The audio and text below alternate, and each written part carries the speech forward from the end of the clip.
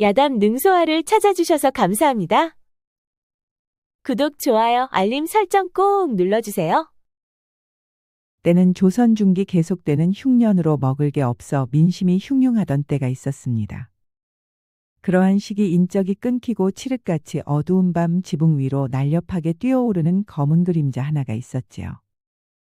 복면으로 얼굴을 가리고 검은 옷을 입은 그 사내는 마치 날렵한 표범과 같았습니다. 일인지야 만인지상의 집에서는 무엇이 나올꼬? 검은 복면의 사내는 소리 하나 내지 않고 기와 위를 달렸는데 그 모습이 예사롭지가 않았습니다. 사람들은 그를 가리켜 흑범이라 불렀습니다. 흑범은 전국에 소문난 조선 최고의 대도였지요. 잠시 후 흑범의 등에는 어느새 두툼한 자루가 하나 들려 있었습니다. 그리고 그가 지붕에서 지붕으로 사뿐히 뛰어넘을 때 달빛에 비친 그의 모습은 마치 한 마리 검은 나비와 같았지요. 그런데 그때였습니다. 반대쪽에서도 지붕 위로 뛰어오르는 또 하나의 사내가 있었지요. 그는 바로 포도청 종사관 김세준이었습니다. 김세준은 포도청에서 가장 유능하고 촉망받는 종사관이었지요. 깨석거라. 그는 수년 전부터 대도 흑범을 쫓고 있었습니다. 아니 저놈은 또 누구야? 귀찮은 쥐새끼가 나타났군. 잠시 후 두 사람은 기와 지붕 위에서 마주쳤습니다. 그리고 서로 검을 겨누고 상대를 노려보았지요. 포도청 종사관 김세준은 수년 만에 드디어 흑범의 꼬리를 잡게 되었습니다. 검을 내려놓고 순순히 오라를 받으라.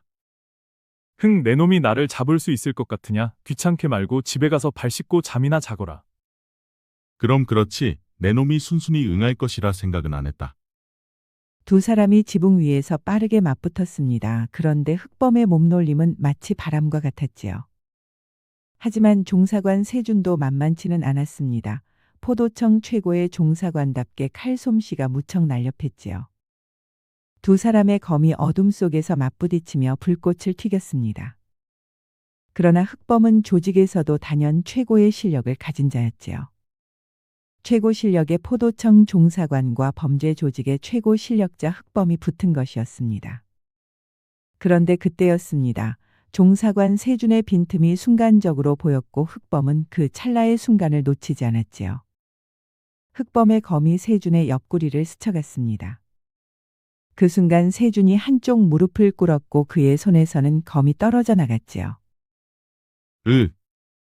흑범이 세준을 내려다보며 말했습니다.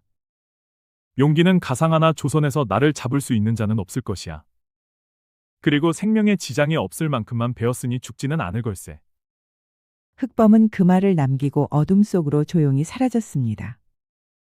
흑범이 사라지고 세준은 지붕 위에서 떨어져 골목 담벼락의 등을 기대었습니다. 그런데 그의 옆구리에서는 많은 피가 흘러내렸지요. 시간은 흘렀고 세준은 담벼락에 기댄 채 조용히 눈을 감았습니다. 피를 많이 흘린 탓에 의식이 점점 약해져 갔지요. 그런데 그 시각 멀지 않은 곳에서 한 처녀가 장독대에 정한수를 떠놓고 기도를 하고 있었습니다.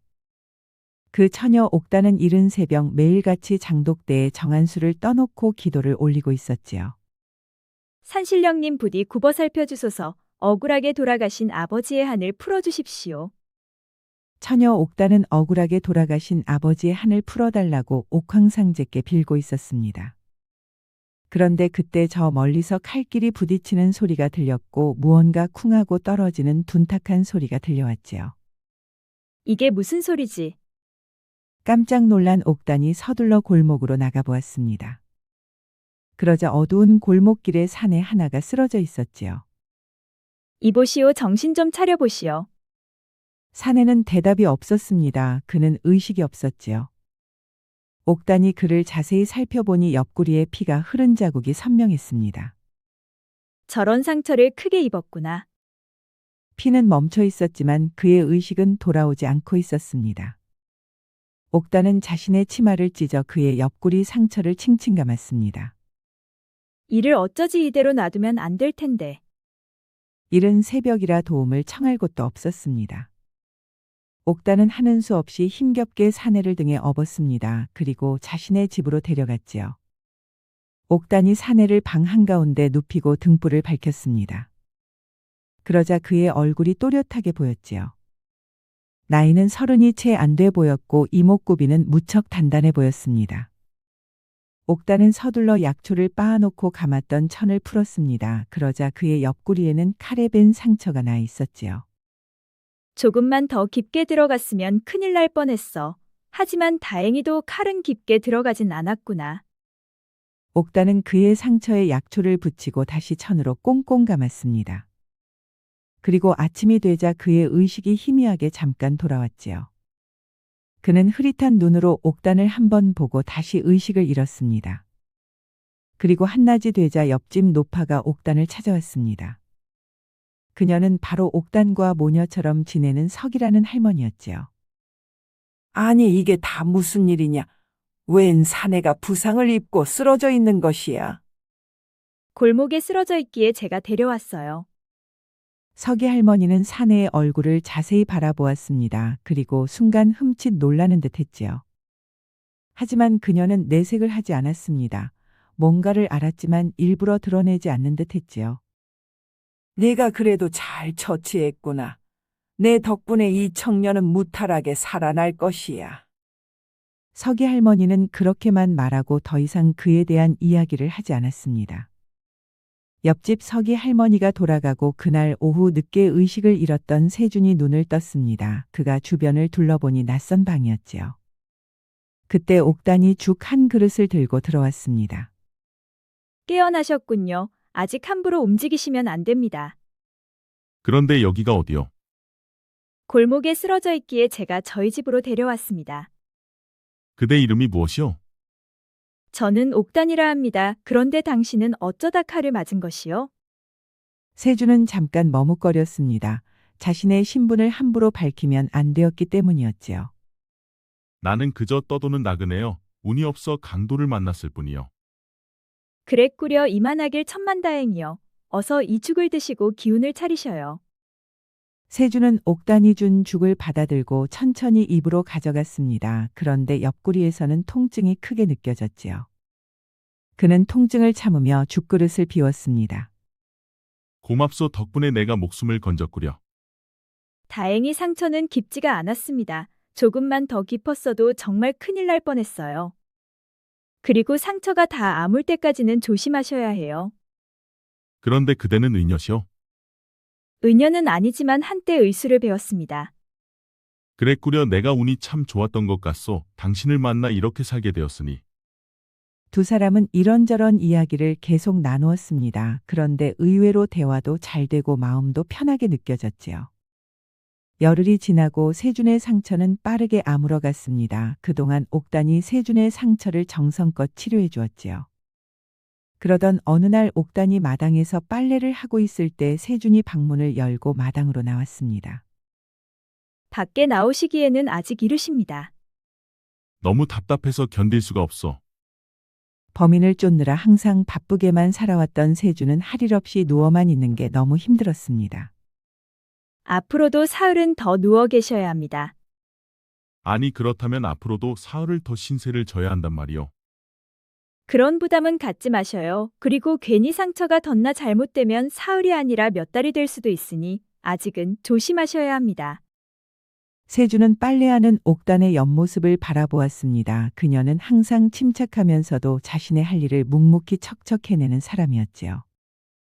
그리고 그녀와 대화를 나눌 때면 자신도 모르는 사이에 마음까지 편해져 있었습니다. 그러다 보니 세준은 그녀에 대한 감정이 무척 특별했지요. 자신의 목숨을 살려준 은인이기도 했지만 자꾸만 마음이 가는 처녀였습니다.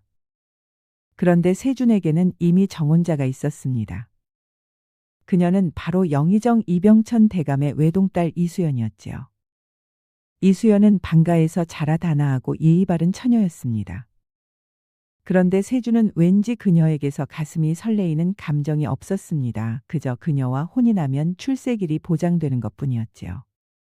하지만 옥단은 달랐습니다. 그녀는 부모도 없고 가난했지만 세준의 가슴을 설레게 하였지요. 그리고 옥단은 어머니 품같이 포근한 느낌을 주는 처녀였습니다. 그녀를 보고 있노라면 내 가슴이 왜 이렇게 뛰는 것일까?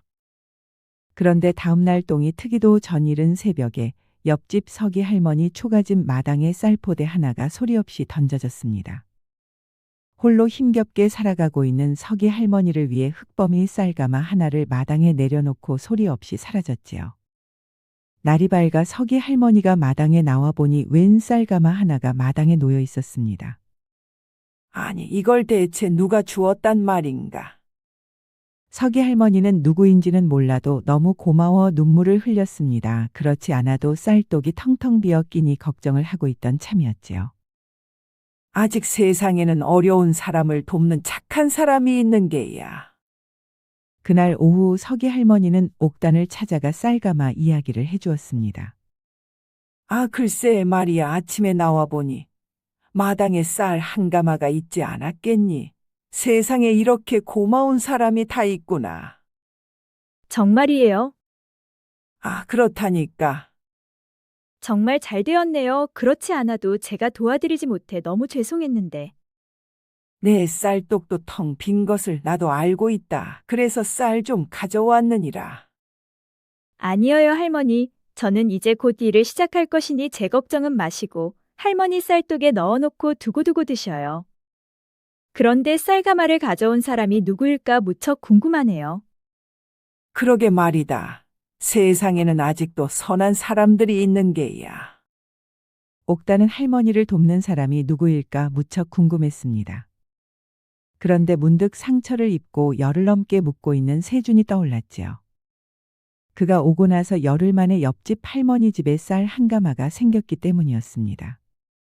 잠시 후 서기 할머니가 돌아가고 옥단이 방으로 들어갔을 때 세준은 자리에 누워 있었습니다. 그런데 아무리 생각해봐도 하루 종일 누워있는 사람이 할머니 집에 쌀가마를 옮길 수는 없었지요. 그런데 또 그가 아니고서는 할머니 집에 쌀가마를 가져다 줄 사람이 전혀 없었습니다. 그리하여 옥단은 조심스럽게 세준에게 물어보았지요. 혹시 당신이 사람을 시켜 옆집 할머니 댁에 쌀을 보내주셨나요? 그 말에 세준이 의아한 표정을 지었습니다. 무슨 말이요? 모르는 척 하지 않으셔도 됩니다. 서기 할머니에게 쌀을 줄 사람은 당신밖에 없으니까요. 세준은 아니라고 말하려다 멈추었습니다. 옥단의 눈과 마주쳤을 때 그의 심장이 크게 뛰었기 때문이었지요. 세준은 얼굴이 붉어져 아무 말도 할 수가 없었습니다. 이런 감정은 난생 처음이었지요. 고맙습니다. 당신은 참 좋은 분이에요. 세준은 가슴이 뛰었습니다. 그리고 얼굴이 붉어져 얼른 고개를 돌렸지요. 그 바람에 옥단은 할머니를 도와준 사람이 세준이라 생각하게 되었습니다. 한편 그 무렵 포도청에서는 난리가 나고 있었습니다. 종사관 김세준이 열흘째 나타나지 않고 있었기 때문이었지요. 김세준 종사관이 어떻게 된 것이 아니냐. 그 복면 도적을 쫓다가 무슨 변고를 당한 게 아니냔 말이다.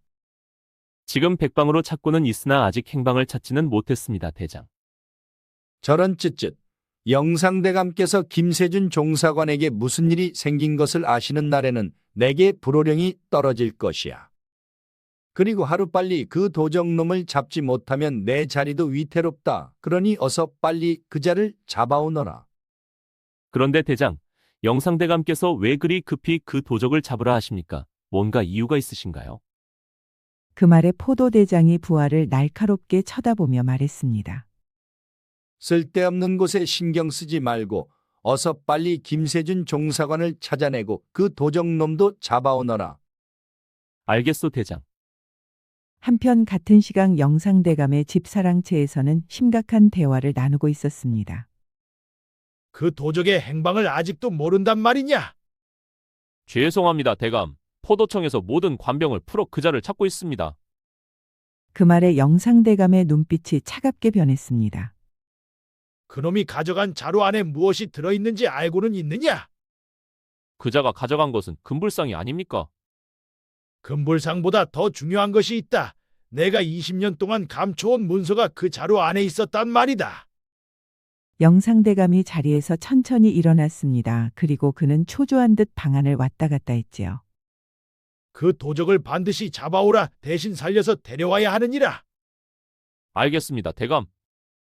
영상대감의 사랑채에는 냉기가 흘렀습니다. 수대에 걸쳐 탄탄히 쌓아온 가문이 문서 하나로 몰락할 수도 있었기 때문이었지요. 포도청 종사관 김세준이 흑범과 결투 후 옆구리 상처를 입고 어느새 보름이 훌쩍 지나갔습니다. 그동안 옥단의 정성스런 치료 덕에 상처가 아물고 이젠 걸을 수도 있게 되었지요. 그러자 세준이 옷을 갖춰 입고 마당으로 나왔습니다.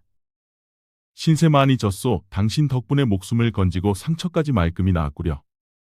아직도 상처가 아물려면 시간이 좀 더 필요하니 그때까지는 조심해야 합니다. 알겠소. 그대의 말대로 하겠소. 그럼 조심히 가십시오. 세준은 떨어지지 않는 발걸음을 억지로 떼었습니다.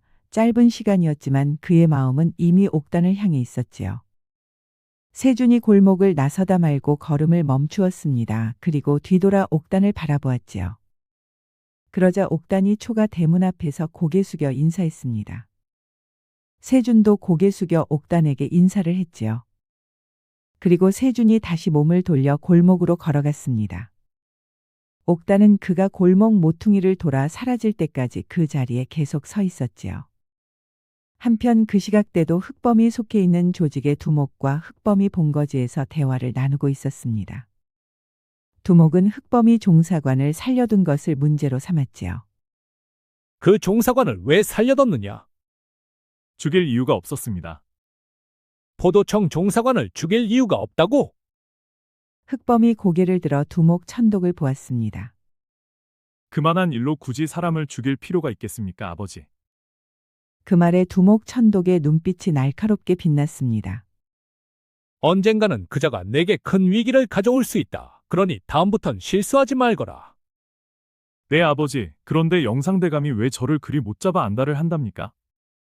그 말에 천독의 표정이 굳었습니다. 너는 신경 쓰지 말거라. 두목의 답은 짧고 단호했습니다. 하지만 그 속에 무언가 숨겨져 있었지요. 세준이 떠나고 며칠 후 날이 밝아 옥단이 밖으로 나왔을 때 마루에는 문서 한 장이 놓여 있었습니다. 이게 뭐지? 옥단은 문서를 들어 자세히 읽어보았습니다. 그러자 그 문서는 아버지가 남긴 빚이 모두 탕감되었다는 내용의 문서였지요. 아버지가 남긴 빚 때문에 옥단은 10년이 넘도록 시달려왔습니다. 왈패들이 시도 때도 없이 찾아오고 바느질과 잔치집 주방일을 해주고 돈을 조금이라도 벌면 모두 빚 갚는 데 써야만 했었지요. 그런데 아무리 죽어라 일의 빚을 갚아도 받으시 이자만 갚을 뿐 원금은 전혀 줄지가 않았습니다. 그러다 보니 평생을 일의 이자만 갚아야 하는 지옥 같은 삶을 살아야만 했었지요. 아니, 누가 이 빚을 갚아준 것일까? 옥단의 눈에서는 눈물이 흘러내렸습니다. 이제야 지옥의 불구덩이 속에서 빠져나온 것만 같았지요. 이것도 김세준 선비님께서 갚아주신 것일까? 옥단은 제일 먼저 세준이 떠올랐습니다. 헌데 빚을 갚아준 이는 다름 아닌 바로 흑범이었지요. 고마워요, 김세준 선비님. 옥단은 내색하지 않고 뒤에서 조용히 도와주는 김세준이 무척 멋있고 존경스러웠습니다. 그는 생색내지 않고 조용히 뒤에서 도와주고 있었기 때문이었지요. 그 무렵 세준은 포도청 창고에서 묵은 문서들을 살펴보고 있었습니다. 20년 된 낡은 사건 기록들이었지요. 그리고 그는 한참 만에야 찾은 낡은 문서 하나를 품속에 넣고 창고를 나왔습니다. 그리고 그는 어딘가로 향하고 있었는데 바로 옥단의 집 방향과 같았지요. 그러다 옥단의 집 어귀에서 그녀와 마주쳤습니다. 그녀는 장에 다녀오다 세준을 보고 발걸음을 멈추었지요. 어머, 김세준 선비님 아니십니까? 아, 내 장에 다녀오시는군요. 그런데 마침 잘 됐습니다. 꼭 드릴 말씀이 있었거든요. 무슨 말씀이요? 빚 문서 말입니다. 어떻게 갚아야 할지 몰라 걱정을 하고 있었는데 정말 감사합니다. 그 말에 세준의 표정이 굳었습니다. 무슨 빚을 말하는지 몰랐기 때문이었지요. 선비님께서 서기 할머니와 저를 도와주고 계신 것을 잘 알고 있습니다. 이 은혜를 어떻게 다 갚아야 할지요. 세준은 도대체 무슨 말을 하는지 전혀 알 수가 없었습니다. 헌데 그 순간 또 세준의 심장이 뛰기 시작했지요. 그 바람에 얼굴까지 붉게 물들었습니다. 그럼 나는 이만 바빠서 가보겠소. 세준은 붉어진 얼굴을 얼른 돌리고 그 자리를 쏜살같이 빠져나갔습니다. 참으로 고마우신 분이야. 저렇게 좋은 분이 계시다니 이 얼마나 다행인가. 그런데 그때였습니다. 골목 어귀에서 평복 차림의 흑범이 두 사람을 보고 있었습니다. 흑범의 본명은 바로 도역이라는 이름이었지요. 도역은 옥단이 세준에게 환하게 웃어 보이는 것을 모두 보고 있었습니다. 그러자 도역은 주먹을 쥐고 씩씩거렸지요. 아니 저놈은 또 뭐야? 재주는 곰이 부리고 돈은 되놈이 번다더니 내가 꼭 그 꼴이 아닌가. 내가 도와준 공을 어째 저놈이 모두 가로채고 있구나 에휴. 도역이 어이없다는 듯 하늘을 올려다보았습니다.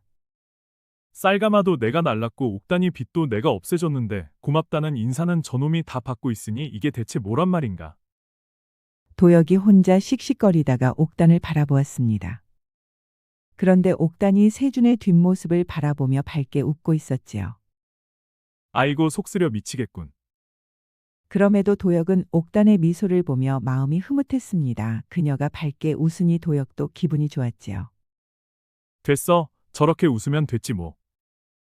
옥단이 집으로 들어가자 도역도 골목 안으로 사라졌습니다. 그런데 그의 뒷모습이 어쩐지 쓸쓸해 보였지요. 그런데 잠시 후 다음 골목에서 세준과 도역이 마주치고 말았습니다. 그러자 뭔가 이상한 느낌을 받은 세준이 도역을 불러 세웠지요. 당신 어디서 본 것 같은데 이 근처 사시오? 그런데 왜 그러시오? 당신을 어디선가 꼭 본 것만 같소. 헌데 생각이 나질 않는구려. 생각난들 뭐하겠소. 우린 각자 가는 길이 다른데 그리고 내가 하루에만도 스쳐가는 사람이 수백이요. 도역은 까칠하게 말해놓고 세준의 옆을 스쳐 지나갔습니다. 그는 세준이 포도청 종사관임을 잘 알고 있었지요. 분명 저자를 어디선가 본 게 분명해. 세준이 고개를 갸웃거리며 도역이 사라질 때까지 그의 뒷모습을 끝까지 바라보았습니다. 그리고 그날 오후 세준은 영상대감의 딸 수연을 찾아갔지요. 어서 오셔요. 오래간만에 오셨네요. 미안하오 그동안 일이 좀 있었어. 정혼한 사이라 세준이 수연을 찾아갔지만 그녀는 옥단과 완전 다른 느낌이었습니다. 옥단에게서 느끼던 설렘도 가슴 뛰는 것도 전혀 없었지요. 그런데 무슨 일이 있었나요? 별거 아니요. 그저 도적을 쫓다 조금 다쳤을 뿐이요. 저런 어디 봐요. 얼마나 다치셨나요? 이제는 거의 다 나았소. 그러니 염려하지 마시오. 세준이 다쳤다는 말에 수연의 얼굴에 걱정하는 빛이 역력했습니다. 그럼 나는 이만 아버님께 인사드리러 가보겠소. 세준은 수연의 방에서 나왔습니다. 그리고 영상대감이 있는 사랑채로 향했지요. 헌데 사랑채에는 손님이 먼저 와 있었습니다. 그런데 사랑채에서 나누는 이야기가 세준의 귀에 조그맣게 들려왔지요. 세준은 들어가려다 말고 두 사람의 대화를 조용히 들어보았습니다. 천독 자네 더 이상 미루지 말고 그 도적을 반드시 잡아서 내게 넘기게. 그놈이 가져간 문서가 세상에 나돌면 자네도 나도 모두 끝이야. 알겠나? 알겠습니다, 대검. 잠시 후 대화를 마친 천독이 자리에서 일어났습니다. 세준은 얼른 기둥 뒤로 몸을 숨겼지요. 범죄 조직의 두목 천독이 사랑채를 나와 대문 쪽으로 사라졌습니다. 그러자 세준이 기둥 뒤에서 나와 그의 뒷모습을 날카롭게 바라보았지요. 천독과 문서라 영상대감께서는 무슨 일을 하고 계신 것일까? 세준은 속으로 생각했습니다. 도적이 문서를 가져갔고 그것이 세상 밖에 나오면 절대 안 되는 것. 그렇다면 그 흑범이 훔친 자루가 영상대감의 집에서 훔친 것이란 말인가? 그렇다면 영상대감의 생명줄인 그 문서가 흑범의 손에 있다는 말이겠군. 세준의 생각은 꼬리에 꼬리를 물고 추리가 시작되었습니다. 그리고 잠시 후 세준은 영상대감에게 아뢰었지요. 대감, 저 세준이옵니다. 그래. 세준이 왔는가. 어서 들어오게. 세준은 사랑채 안으로 들어갔습니다. 그런데 영상대감의 얼굴은 무척 태연해 보였습니다. 목숨줄을 쥔 문서를 잃어버린 사람의 표정이 아니었지요. 도적을 잡다가 상처를 입었다 들었네.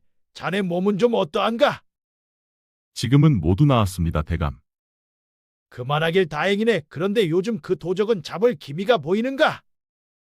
열심히 추적 중입니다, 대감. 머지않아 잡을 수 있을 것입니다. 서두르게. 내가 그 자를 빨리 잡아야 할 이유가 있네. 알겠습니다, 대감. 그런데 대감께서 그자를 유독 신경 쓰는 이유가 있으신지요? 특별히 내가 신경 쓴다기보다 주상께서 염려를 하시니 신하된 도리로 전하를 안심시켜드려야 함이 아니겠는가? 세주는 고개를 숙이며 말했습니다. 알겠습니다, 대감. 최선을 다해 하루빨리 그자를 잡겠습니다. 그래, 자네만 믿겠네. 세주는 영상대감에게 인사를 마치고 사랑채를 나왔습니다.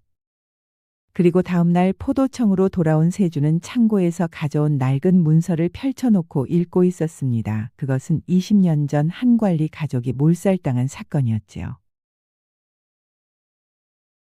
수상한 화재로 처리된 것이었습니다. 그러나 화재치고는 몸에 난 상처가 칼에 의한 것 같아 보였지요. 이건 화재가 아니야. 누군가 죽인 뒤 불을 지른 게 분명해. 그런데 누가 왜 화재로 사건을 처리한 것일까?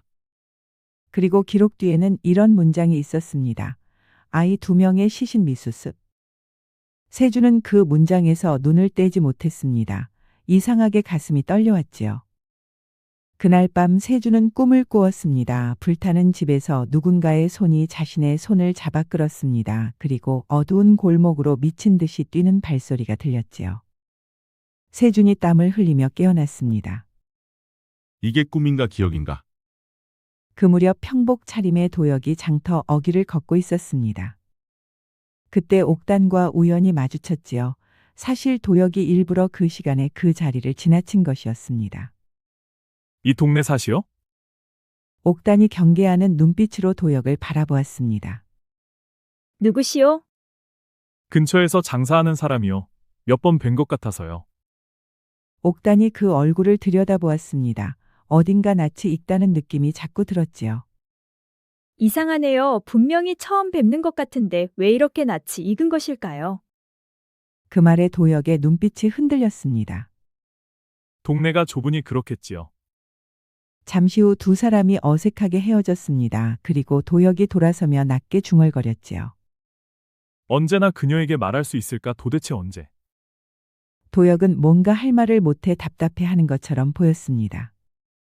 그 무렵 천독은 세준이 20년 전 사건을 조사하고 있다는 것을 알게 되었습니다. 세준이라는 종사관이 20년 전 사건 기록을 뒤지고 있다고? 예, 두목 그자가 포도청 창고에서 그 문서를 꺼내 갔다 합니다. 그 말에 천독의 표정이 굳었습니다. 부하가 물러나자 천독은 20년 전 그 밤을 떠올렸지요. 두 형제의 아버지 김판석은 어릴 때부터 의형제처럼 지내온 단짝 친구였습니다. 그런데 영의정 이병천의 명으로 그 친구를 자신의 손으로 죽여야 했었지요. 그런데 그에게 아들 둘이 있었는데 형은 어디론가 사라지고 없었습니다. 하여 천독은 남아있는 동생을 데려갔지요. 김세준 그자가 그때 사라진 형이란 말인가?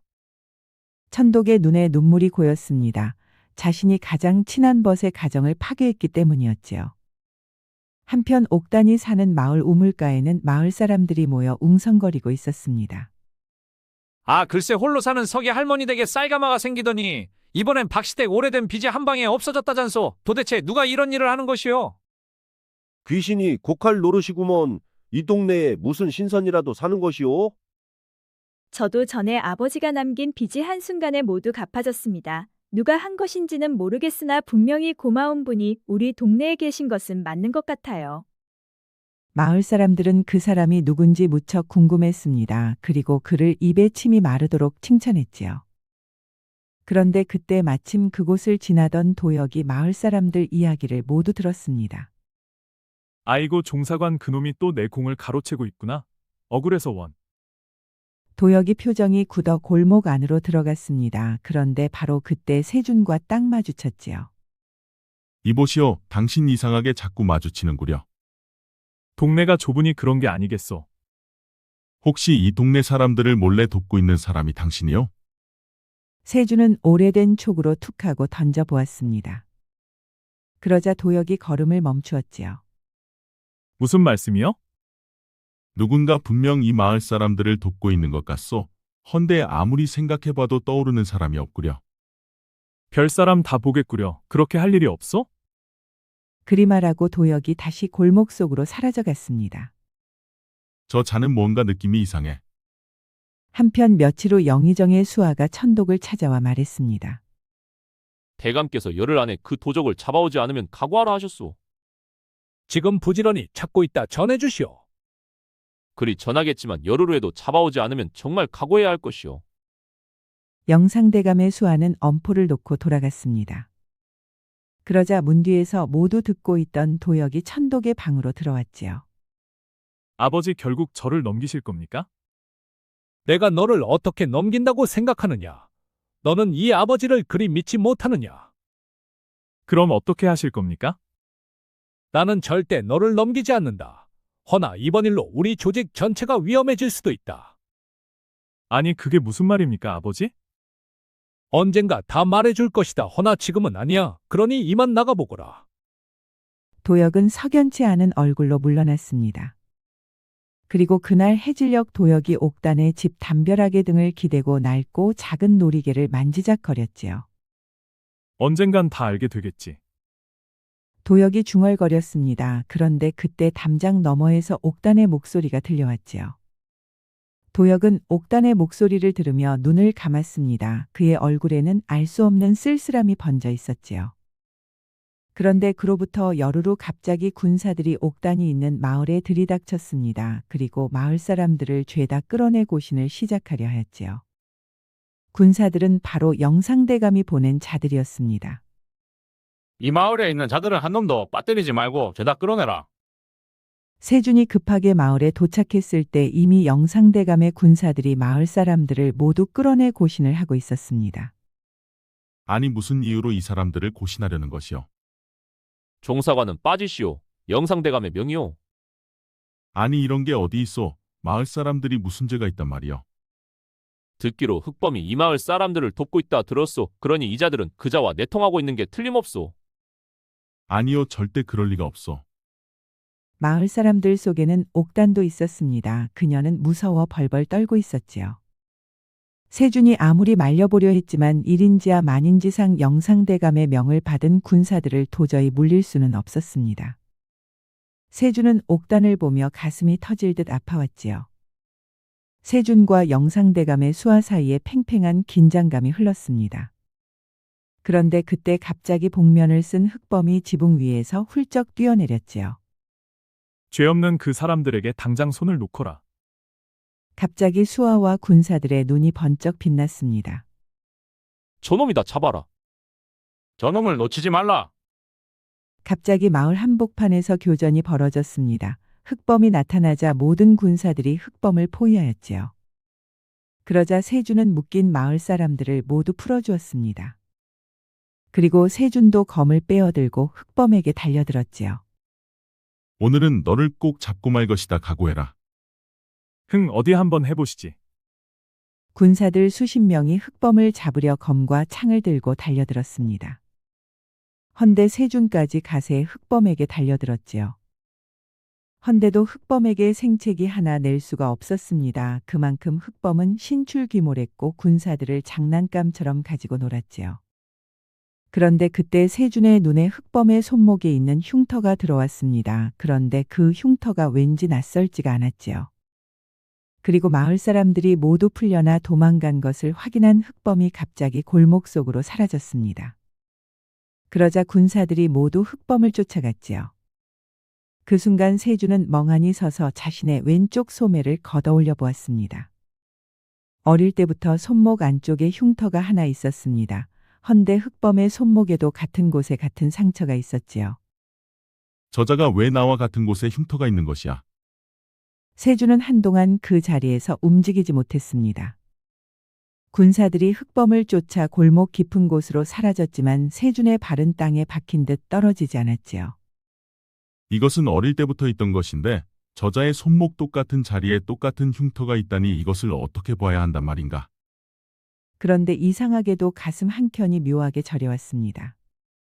무엇인지 알 수는 없었지만 그리운 사람을 만났을 때나 느낄 수 있는 그런 감정 같았지요. 그런데 그날 저녁 영상대감의 수하들이 옥단을 붙잡아 왔습니다. 내 아버지가 남긴 일기가 있다 들었다 어디에 있느냐?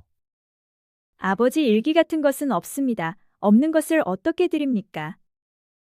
억울하게 죽은 아버지를 위해 옥단은 이미 단단히 각오를 한 듯했지요. 영상대감의 수하들은 옥단을 의자에 묶고 고신을 시작하였습니다. 그러자 서기 할머니가 숨을 헐떡이며 세준을 찾아 나섰지요.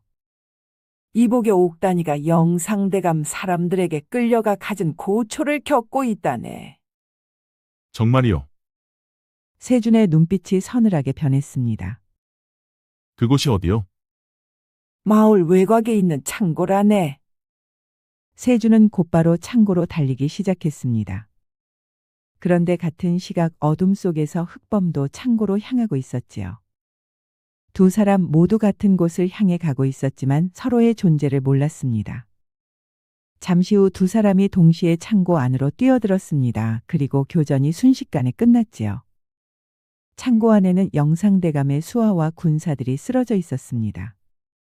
그리고 세준과 흑범 옥단이 서로를 바라보았지요. 아니 두 분이 어떻게 동시에? 세준이 얼른 옥단에게 달려가 밧줄을 끊어주었습니다. 많이 다쳤소? 괜찮습니다. 견딜만 했어요. 흑범이 옥단을 바라보았습니다. 그의 눈빛이 흔들리고 있었지요. 하지만 흑범은 내색하지 않았습니다. 그는 일부러 흔들리는 감정을 감추었지요. 어서 모두 이곳을 나가시오. 곧 더 많은 군사들이 들이닥칠 것이오.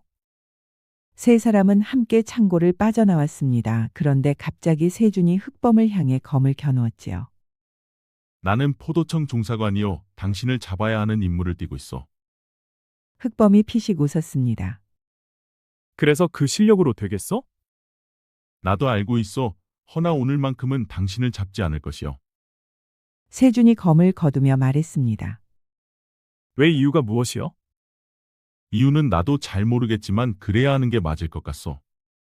세준과 흑범은 서로를 바라보았습니다. 그리고 두 사람은 옥단을 안전한 곳으로 피신을 시켰지요. 그런데 다음날 영상대감이 수하에게 보고를 받고 있었습니다. 대감, 어젯밤 창고에서 세준 종사관이 흑범과 함께 저희 군사들을 제압하고 그 처녀를 빼내갔습니다. 그 말에 영상대감의 눈빛이 싸늘하게 변했습니다. 무엇이라 세준이가 흑범과 한패가 됐다는 말이냐? 그런 것 같습니다. 대감. 영상대감이 천천히 자리에서 일어섰습니다. 그렇다면 이제 세준이 그놈도 내 적이 된 것이로군. 허나 그것도 내가 쓸 수 있는 패가 있지. 지금 당장 수연이를 데려와라. 그 무렵 조직의 두목 천독이 혼자 방 안에 앉아 깊은 생각에 잠겨 있었습니다. 그때 도역이 들어왔지요. 아버지, 저 세준이라는 종사관 말입니다. 어젯밤 창고에서 이상한 느낌을 받았습니다. 천독이 도역을 바라보았습니다. 그자의 눈빛이 자꾸 마음에 걸립니다. 왜 이렇게 그자가 낯이 익은지 도통 모르겠습니다. 그리고 그자의 손목에도 나와 같은 자리에 흉터가 있었습니다. 그 말에 천독의 얼굴이 굳었습니다. 도여가, 예, 아버지. 내가 이제 너에게 해줄 말이 있다.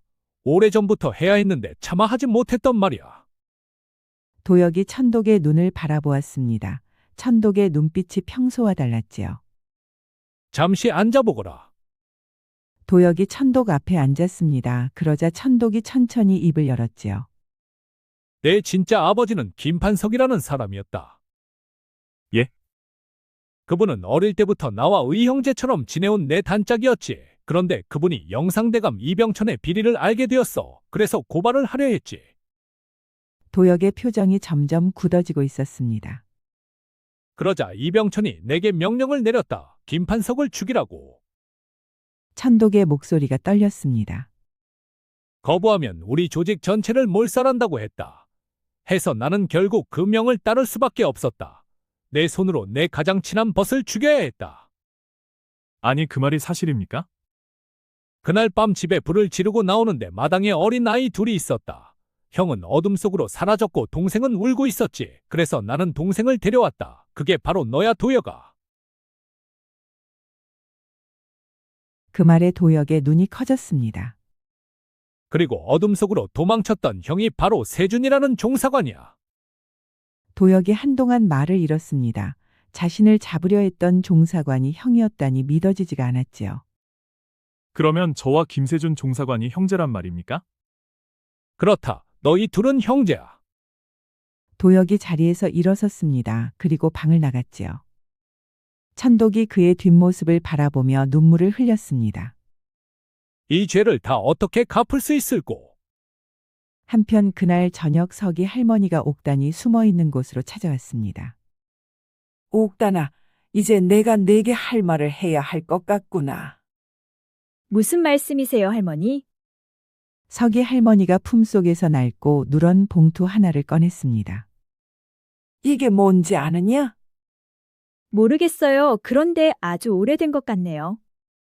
이것은 20년 전 세준이와 도혁이의 어머니가 내 손에 맡기신 편지야. 그 말에 옥단이 놀란 눈으로 바라보았습니다.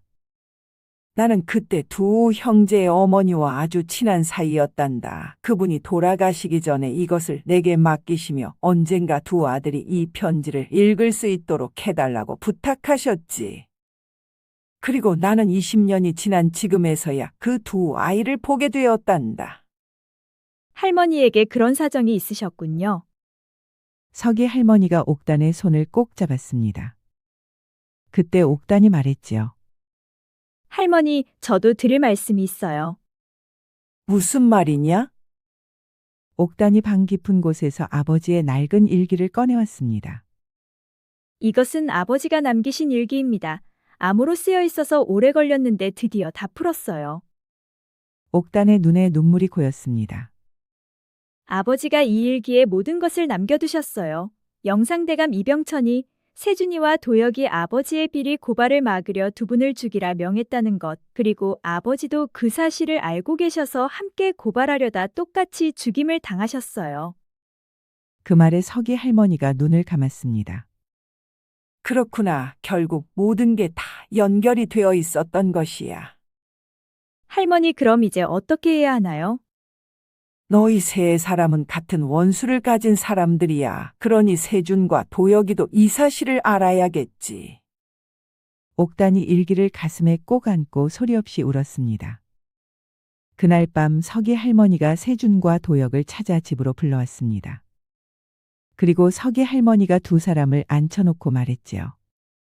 20년 전 너희 어머니가 내게 남긴 편지가 있었다. 석이 할머니가 품에서 낡은 봉투를 꺼내 옥단에게 건넸습니다. 옥단아, 내가 이 편지를 읽어다오. 나는 눈물이 앞을 가려 읽을 수가 없구나. 옥단이 봉투를 열고 떨리는 목소리로 읽기 시작했습니다. 세준아, 그리고 세원아, 이 편지를 읽을 때 너희 둘이 함께 있기를 간절히 바란다. 세준의 숨이 멎었습니다. 도혁의 눈도 커졌지요. 너희는 형제다. 형이 세준이고 동생이 세원이다. 이 어미와 아버지는 한치의 앞날도 알 수 없게 되었다. 그러니 너희는 이 편지를 함께 읽고 형제라는 사실을 잊어서는 아니 된다. 옥단이 편지를 다 읽자 세준이 자신의 왼쪽 소매를 걷어 올렸습니다. 그러자 도혁도 천천히 자신의 왼쪽 소매를 걷어 올렸지요. 그러자 두 손목의 흉터 모양이 똑같았습니다. 두 사람은 서로를 바라보았지요. 아니 그럼 내가 내 동생 세원이고 또 흑범이었느냐? 맞아 형. 나도 어제야 그 진실을 알게 되었어. 세준이 먼저 손을 뻗어 도혁을 끌어안았습니다. 두 사람 모두 눈에서는 눈물이 흘러내렸지요. 하늘이 도왔구나. 하늘이 도왔어. 옥단도 편지를 가슴에 안고 소리 없이 울었습니다. 그렇게 두 형제는 20년 만에 만나게 되었지요. 그리고 그날 밤 두 형제가 함께 천독을 찾아갔습니다. 천독이 세준을 보는 순간 그 자리에서 무릎을 꿇었지요. 나를 죽여 아버지의 원수를 갚게나. 세준이 천독 앞으로 바짝 다가갔습니다. 당신이 한 일을 용서할 수는 없소. 허나 지금은 당신을 죽이진 않을 것이요. 하지만 당신은 우리를 도와 영상대감을 무너뜨리는데 증언을 해야 하오. 천독이 고개를 들어 세준을 바라보았습니다. 그렇다고 속죄가 되지는 않겠지만 그리하겠네. 한편 그 무렵 영상대감 이병천이 수연을 별채에 가두었습니다. 대감은 자신의 딸을 미끼로 세준을 잡을 생각이었지요. 그런데 수연에게는 아버지 서재에서 몰래 꺼내온 살해 지시 문서가 있었습니다. 수연도 아버지의 죄를 고발할 생각이었지요. 아버지를 사랑합니다. 허나 이것만큼은 모른 척 할 수가 없어요. 저라도 아버지의 악행을 멈추어야 합니다. 수연은 문서를 가슴속 깊이 꼭꼭 숨겼지요. 다음 날 낮 세준과 도혁이 나란히 이병천의 집 대문 앞으로 향했습니다. 그러자 영상대감의 군사들이 앞을 막아섰지요. 아니 죽으려고 스스로 찾아온 것이냐? 세준과 도혁은 순식간에 대문을 지키는 군사들을 쓰러뜨렸습니다. 그리고 대문 안으로 들어갔지요. 그러자 수십 명의 군사들이 세준과 도혁을 에워쌌습니다. 하지만 도혁 앞에 그들은 추풍낙엽이었지요. 불과 일각도 안 되는 시간에 군사들이 마당에 널브러져 있었습니다. 세준은 이병천이 있는 사랑채로 향했습니다. 그러자 그가 차갑게 세준을 노려보며 미소를 지었지요. 자네가 누구인지 내 진즉부터 알고 있었네. 자네 부모를 죽이라 명한 것이 바로 나였으니까. 그리고 자네가 그 집안 자식인 걸 알면서도 내 딸과 정혼시킨 것도 자네를 영원히 내 소나기 안에 두기 위해서였지. 세준의 눈빛이 서늘하게 변했습니다. 이제 어떻게 할 텐가? 자네 손으로 나를 잡으면 자네 정혼녀는 아비를 잃게 될 걸세. 수연은 별개요. 그녀를 핑계로 지은 죄를 덮으려 하지 마시오. 호기로운 소리 어디 할 수 있으면 해보게나. 바로 그때였습니다. 도혁이 감금된 수연을 풀어주어 그녀가 사랑채 마당으로 걸어왔지요. 그리고 그녀는 품속에서 문서를 꺼냈습니다.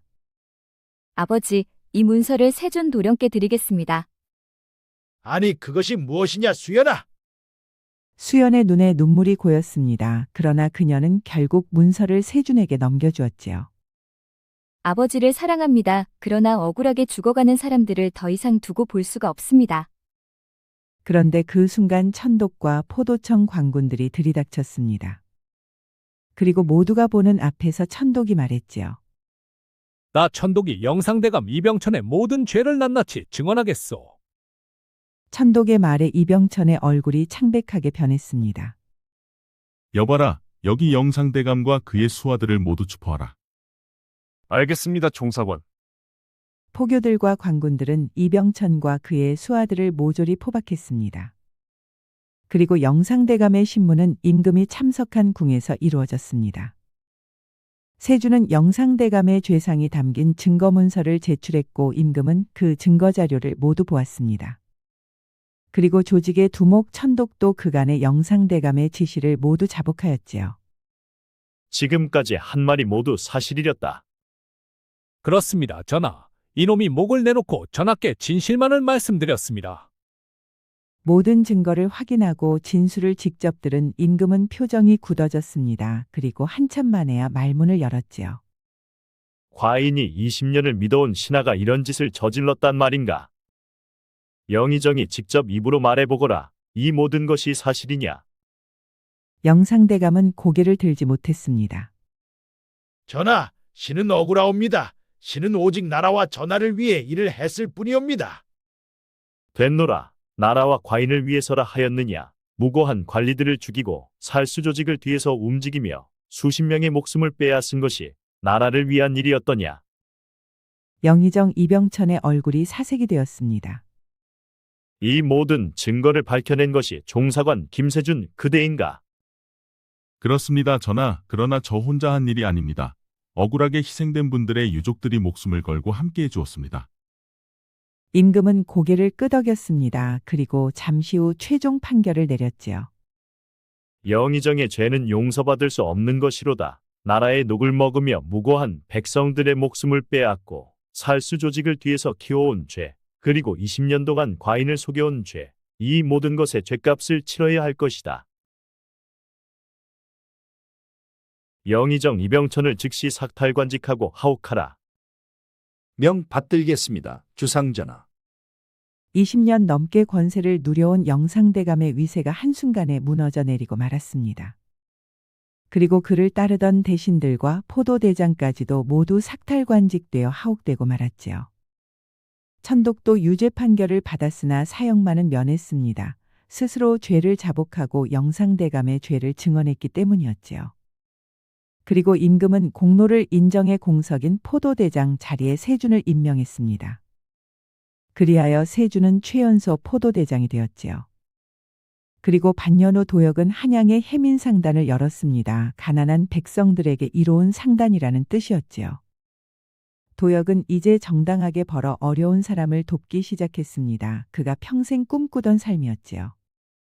그런데 도역이 상단을 열 수 있도록 자금을 대준 이가 다름 아닌 영상대감의 외동딸 수연이었습니다. 수연은 아버지의 죄를 씻고자 그 방법을 선택했지요. 그리하여 도역과 수연은 상단의 공동 창업자가 되었습니다. 그리고 시간이 가면서 두 사람의 관계도 점점 깊어져 갔지요. 당신 아버지의 죄는 당신의 죄가 아니오. 그러니 죄책감은 버리고 당신만을 위한 삶을 살으시오. 수연의 눈에 눈물이 글썽거렸습니다. 고맙습니다. 당신이 있어 제가 버틸 수 있었어요. 도역이 수연의 손을 꼭 잡았습니다. 이제 괜찮소. 앞으로는 내가 당신 곁을 지켜줄 것이오. 그 무렵 포도대장이 된 세준도 결심을 굳히고 옥단을 찾아갔습니다. 드릴 말씀이 있어. 무슨 말씀이신지요? 세준은 숨을 깊게 들이마시고 용기 내어 말했습니다. 나와 혼인해 주시겠소? 그 말에 옥단이 깜짝 놀랐습니다. 뜻밖의 청혼이었지요. 오래전부터 그대를 가슴에 품고 있었지만 이제서야 말씀드리오. 옥단의 눈에 눈물이 고였습니다. 그녀 또한 세준을 마음에 두고 있었지요. 그리하여 두 사람은 혼인을 약속했습니다. 서기 할머니는 그 모습을 보고 눈시울을 붉혔지요. 그리고 다음해 봄 세준과 옥단이 혼례를 올렸습니다. 마을 사람들이 모두 나와 두 사람의 혼례를 축하해 주었지요. 이렇게 좋은 날이 다 오는구나. 서기 할머니는 옷소매로 눈물을 닦으며 두 사람의 혼례를 지켜보았습니다. 그리고 그 다음해 봄에는 도역과 수연도 혼례를 올렸지요. 해민상단 앞마당에서 혼례를 올렸습니다. 상단 덕에 먹고 사는 가난한 백성들이 모두 나와 축하를 해주었지요. 재주는 곰이 부리고 돈은 되놈이 번다더니 이젠 공도 내 것이 되는구려 하하. 도역이 활짝 웃으며 중얼거렸습니다. 커다란 상단과 예쁜 색시를 보며 기쁨을 감추지 못했지요. 그게 무슨 말씀이에요? 아, 그냥 혼자 하는 말이니 신경 쓰지 마시오. 두 사람이 함께 웃었습니다. 수연도 도역을 만나 무거운 짐을 벗고 행복해하였지요. 그렇게 두 가족은 서기 할머니를 어머니처럼 모시고 한 집에서 살게 되었습니다. 포도대장 세준과 그의 아내 옥단, 그리고 해민상단의 주인 도역과 그의 아내 수연. 그렇게 다섯이 한 지붕 아래 모여 한 가족처럼 행복하게 살았습니다. 서기 할머니는 뒤늦게 두 형제 가족의 효도를 받으며 하루하루가 행복했지요. 옥단은 혼례 후에도 새벽마다 기도를 올렸습니다. 이제는 아버지의 한을 풀어달라는 기도가 아니고 가족의 건강과 행복을 비는 기도였지요. 그녀는 비가 오나 눈이 오나 단 하루도 거르지 않았습니다. 모두가 소중하고 사랑하는 가족이었기 때문이었지요. 이 이야기는 우리에게 한 가지 진리를 가르쳐 주고 있습니다. 사필귀정, 모든 일은 반드시 바른 길로 돌아간다는 뜻이지요. 20년 동안 권세를 휘두르며 무고한 사람들의 목숨을 빼앗은 영상대감 이병천은 결국 자신이 뿌린 씨앗을 거두고 말았습니다. 그리고 억울하게 죽어간 이들의 자식들은 뿔뿔이 흩어지고 가난과 서름 속에서도 꿋꿋이 살아남아 그를 무너뜨렸지요. 그러니 죄짓고는 못 사는 게 세상의 이치가 아닐까요? 구독과 좋아요, 알림 설정 꼭 부탁드립니다. 우리 이야기가 재미있으셨나요? 다음 이야기도 재미있는 이야기가 많으니 다음 영상도 재미있게 봐주세요. 그럼 여러분 모두 오늘도 행복하고 즐거운 시간 되세요.